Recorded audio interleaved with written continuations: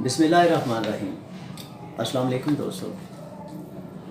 आज हम बात करेंगे कि हमारे जो बैरून मुल्क रहने वाले पाकिस्तानी भाई हैं, हमारे दोस्त हैं, उनके बड़े बड़े जो मसाइल हैं वो क्या हैं और उनको वो किस तरह से डील कर सकते हैं, सॉल्व कर सकते हैं।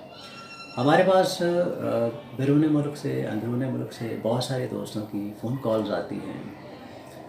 दो बड़े जो मसले जिसके हवाले से पूछा जाता है, एक तो ये कि बाहर बैठ के जब वो कोई पाकिस्तान के अंदर कोई प्रॉपर्टी ख़रीद लेते हैं तो बाद में कोई लिटिगेशन निकल आती है, उनके साथ फ्रॉड हो जाता है। जिस शख्स के ज़रिए से वो प्रॉपर्टी ख़रीदते हैं वही शख्स बाद में उनको धोखा देता है। तो प्रॉपर्टी ख़रीदने के हवाले से उनका जो मसला है, इसके ऊपर बहुत सारे सवालात आते हैं। इसके लिए कौन कौन से प्रिकॉशनरी मेजर्स उनको लेने चाहिए ताकि आगे चल के उनको किसी किस्म के मसाइल का सामना न करना पड़े। उसके साथ साथ बाहर बैठकर जब कोई शख्स पाकिस्तान में मौजूद अपनी बीवी को तलाक देना चाहता है तो उसके हवाले से बहुत सारे दोस्त पूछते हैं जी इसका प्रोसीजर क्या है, क्या तरीक़ेकार है, कौन कौन से डॉक्यूमेंट्स रिक्वायर्ड हैं और किस तरह से हम इस प्रोसेस को कंप्लीट कर सकते हैं। ये दो मेजर इश्यूज़ हैं, इसके ऊपर हम आज की इस वीडियो में बात करेंगे। कोशिश करेंगे कि इसको चंद मिनट के अंदर हम इसको सम अप कर सकें। पहला जो इशू है कि जब कोई प्रॉपर्टी ख़रीदते हैं तो उसको बाद में कोई लिटिगेशन स्टार्ट हो जाती है।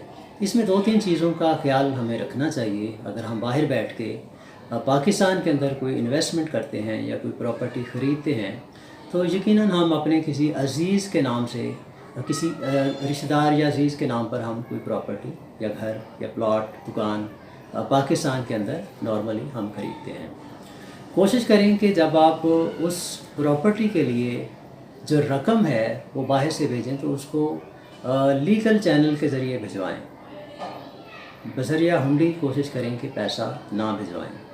लीगल चैनल से आपका पैसा आएगा तो आपके पास एक ऑथेंटिक डॉक्यूमेंट है, एक एविडेंस है कि आपने ये पैसा किसको भेजा और किस पर्पस के लिए आपने पैसा भेजा था, ताकि आगे चल के जब कोर्ट ऑफ लॉ में केस जाए तो आपके पास एक सॉलिड एविडेंस मौजूद होनी चाहिए। इसके साथ साथ कोशिश करें कि जब आप इस हवाले से कोई सेल डीड बनाएं तो वहाँ बैरून मुल्क आपके पास इसके कोई विटनेसेस होने चाहिए, गवाह होने चाहिए, और उनको भी आप उस प्रॉपर्टी के बारे में जो आप ख़रीदने जा रहे हैं उसकी डिटेल, उसकी सारी तफसीलात, किसके नाम पे ले रहे हैं, कहाँ पे ले रहे हैं, उस बंदे को या उन अशख़ास को जो आपके आगे चल के गवाह बन सकते हैं उनके साथ ज़रूर शेयर करें, ताकि जब कभी उनकी ज़रूरत पड़े तो वो हल्फन ये कह सके कि हाँ जी ये प्रॉपर्टी इन्होंने ख़रीदी थी, हमारे सामने ये बात हुई थी, फ़लाँ शख्स के नाम पे इन्होंने ख़रीदी थी।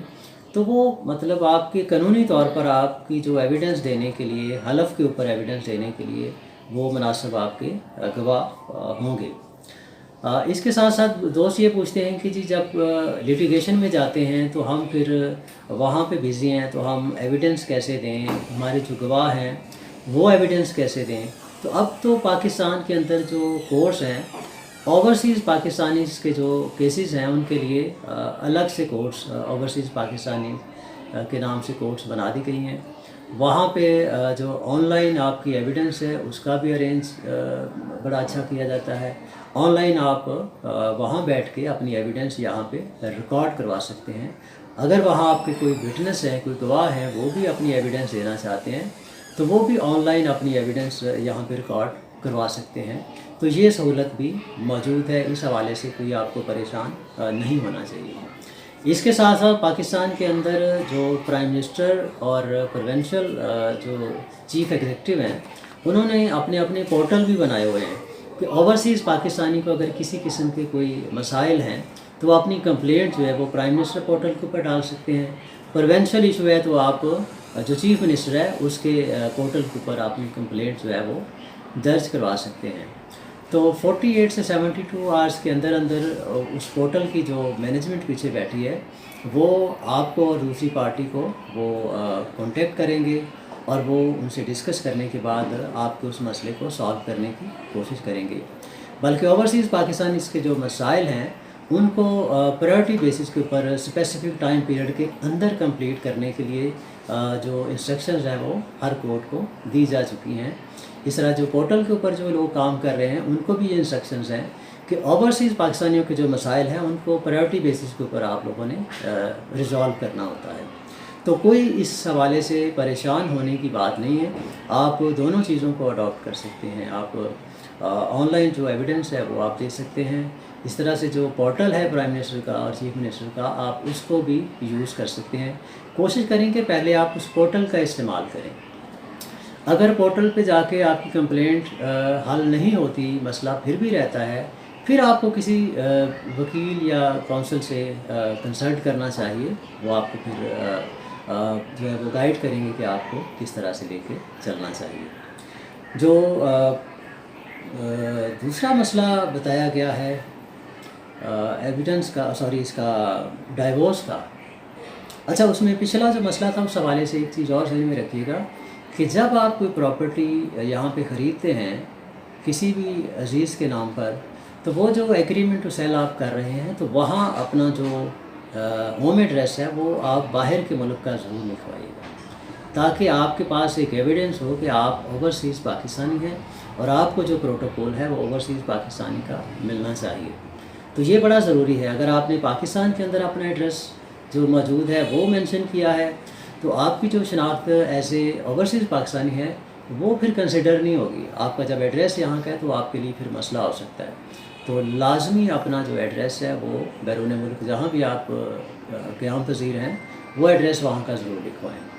جہاں تک ڈائیورس کا تعلق ہے، باہر بیٹھ کے اگر کوئی پاکستانی پاکستان کے اندر اپنی وائف کو ڈائیورس دینا چاہتا ہے تو وہ جو ہے اسٹامپ پیپر کے اوپر، پلین پیپر کے اوپر ڈائیورس ڈیڈ جو ہے وہ بناتا ہے۔ اس کے اندر وہ ڈیٹیل لکھتا ہے کہ کس وجہ سے وہ اپنی وائف کو ڈائیورس دینے جا رہا ہے۔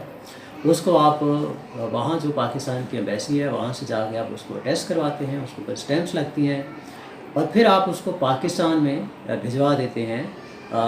ایک کاپی جاتی ہے آپ کی وائف کے ہوم ایڈریس کے اوپر اور دوسری جائے گی یونین کونسل کے ایڈریس کے اوپر جہاں آپ کا نکاح رجسٹرڈ ہوا تھا پاکستان کے اندر۔ یہاں ایک بات ذہن میں رکھیے گا کہ بعض صورتوں میں ہوتا ہے کہ آپ کو یہ ایک خدشہ ہے کہ جو آپ کی وائف ہے وہ آگے چل کے آپ کے خلاف کورٹ کے اندر کوئی کیس دائر کر سکتی ہے، کوئی مینٹیننس کا سوٹ فائل کر سکتی ہے، ڈاوری آرٹیکلز یعنی جہیز سامان کی واپسی کا کیس دائر کر سکتی ہے۔ تو آپ چونکہ پاکستان سے باہر ہیں تو یہاں کوئی ایسا شخص ہونا چاہیے جو آپ کے بہاف پر آپ کا کیس ہینڈل کر سکے۔